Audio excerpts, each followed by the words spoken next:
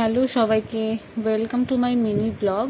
আজকে শনিবার, তো আজকে শনিবার দিন আমরা বাড়িতে জেনারেলি নিরামিষ রান্নাই খাই। তো আজকে চলে গেছিলাম একটা মন্দিরে পুজো দিতে। তো বড় ঠাকুরের পুজো হচ্ছিল, অনেকদিন ধরে দেওয়া হয় না পুজো, তো বাড়িতে যখন নিরামিষই খাই তো চলে গেছিলাম একটা মন্দিরে পুজো দেওয়ার জন্য। তো পুজো দিতে গিয়ে দেখছি যেখানে পুজো হচ্ছে তার পাশে একটা খুব সুন্দর পার্ক আছে। তো সেই পার্কে আমার ছেলে আর ওর একটা দাদাভাই আছে, সেই দাদাভাই দুজনে মিলে খেলছিল, বাবাও সঙ্গে ছিল।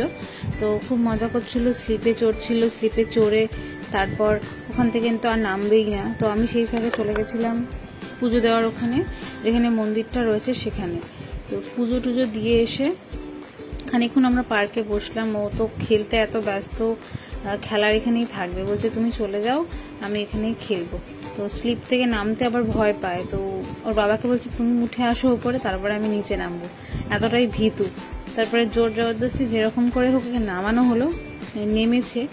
দাদাটাকে সঙ্গে করে নিয়েই নেমেছে, একা একা নামতে ভয় পাচ্ছিল। এই দেখো আমি মিষ্টি, ধূপকাঠি, মোমবাতি সব কিনে নিয়েছিলাম মন্দিরে যাওয়ার জন্য।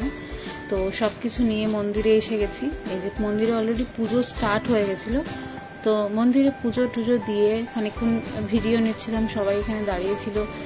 তো ভিডিও নেওয়ার পর তখন